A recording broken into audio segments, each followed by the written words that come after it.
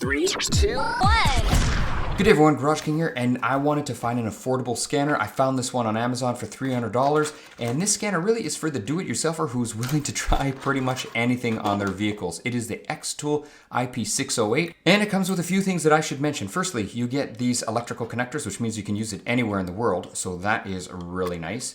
Snap this all together, and let's see what else we got. We got a very high quality OBD2 cable. Then what we have here is a USB cord that we will be using for charging. Definitely, again, a high quality cord, nice and thick, doesn't look like it's gonna break at all. Here is the tool itself.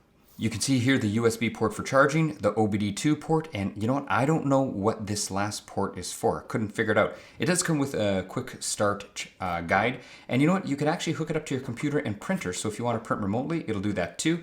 And I'm not sure if I mentioned, but it's supposed to do a bunch of services in addition to all the scanning it'll do. If you're wondering, the screen itself, it is about 5 inches on a diagonal. So let's get this set up, and you know what, let's try it in a few vehicles. Now the one thing I like here is there is this blue light for the power switch, so you know it's working. So now all we gotta do is activate it. The one nice thing about this was it did have free lifetime updates. So that can save you a lot of cash over the long term, especially if you're just using it as a DIY scanner and you're taking advantages of all the services that it does offer. Now, when we dive deep into the system, the one thing I really did like is there is a user manual attached to this. So you can click on user manual right here. You can see it opens up and you can scroll through. So if you have any issues with it at all, it is really nice to know that there is a user manual with it. So you don't have to worry about losing or filing anything like that. You can go back to the home screen where you can find your browser. And you know, it's quite amazing. I know I'm dating myself a little bit, but it wasn't too long ago where just buying a laptop or some small computer that could access the internet was hundreds of dollars. And here we have automotive scanners with these internet browsers built into them. So quite amazing. Here you can see I'm adjusting the volume, nice and easy to do. Everything was very easy. And the menu, I really like the menu on this. Here you can see we can swipe up, kind of reminds me of my iPhone. Just once you're done the apps that are open, you can swipe up. We can go over here, take a picture of it. There you go, there's a screenshot. I'm not gonna save it, I'm gonna delete that because I definitely don't wanna keep you know, a screenshot of nothing. Okay, so now that we're done with the easy stuff, let's get into the actual tool itself. Now, the first thing I would do is do all the updates, because if you look at our special functions now, we're supposed to have 30 and we didn't have a lot on the main screen right here.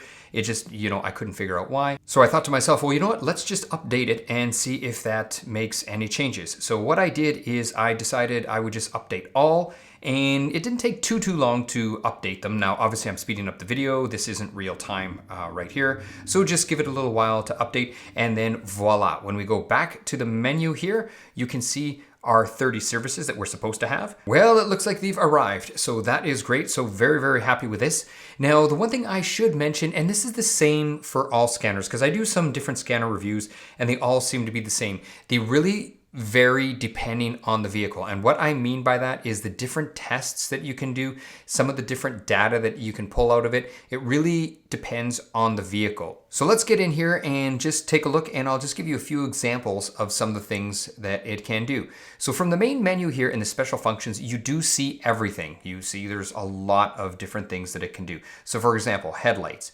There's the different manufacturers, and I like at the top how it says Europe, Americas, Asia's, Australia. So it's easy to pick where your vehicle is built, and then it'll show you the vehicles that it's applicable to. Now I must say, this is not a bi-directional scanner. This scanner will read everything, but what's really interesting is it reads all the modules very well, which a lot of scanners won't do. A lot of scanners will just read your ECM, but they won't read all of the other computers. So for example, let's do a test here. We do have a Lexus here. So we're just gonna go through the menu here. I'm going to select Lexus. I'll speed up the video here just for a second, and there we go, that's Japan. This vehicle was manufactured in Japan, and if we look at here, it is IS250, and we just select the correct year. It is not radar cruise. Others, there's the VIN. We're gonna go automatic select. Now this actually did go fairly quickly, better than a lot of scanners. So it was fairly quick, I found, when it was doing the automatic scan. And what the automatic scan does is it just goes through all of the different modules in your car and lets you know if there is any trouble codes, anything like that. Now here you can see we have a problem with the air conditioner. So we have 2 trouble codes. So I can go here, click the diagnose, and it tells me the ECU controls the adjustment of the air conditioner. So I mean, that's fine. So what I can do now is I can click on live data and just see what it says. So there's our room temperature sensor, ambient temperature sensor, evaporator temperature sensor, driver's side. And as you can see, it's reading all of the different sensors. So if one of the sensors is really out of whack, that sensor is probably bad, or you may have a problem with it. Now here's the evaporator. I put the air conditioning and you can see it is working. There's the temperature, it's going right down. It's getting quite cold. So that is working. So what I'm gonna do is I'm gonna clear the trouble codes. Did it very quickly, erase done, that is okay. And then I'm gonna try to read them again to see if there are any trouble codes. And it says no trouble code. So you know what, I'll drive the vehicle around and let's see if that comes back. Now let's go into the ECU of the engine, and we're gonna go again and we're gonna go into live data, and we're going to see all of the information we can pull from the ECU, or the electronic control module. So this is what controls the engine. And you can see there's tons of stuff from oxygen sensor voltages, coolant temperature, fuel pressure, etc. And the list goes on. And the other thing we can do is we can graph any of the values. So for example, here's our engine RPM. We can graph that. And keep in mind, you can graph any of the values. So whether that be oxygen sensor voltages or whatever you want, you can graph anything just to make sure that there are no blips. The other thing we can do is read the various modules within the vehicle. Now this is something most scanners, or at least the lower price scanners, can't do. For example, we can go into the body control module, and if you see there, I'll throw up a little magnifying glass. That's a parking brake switch, on and off.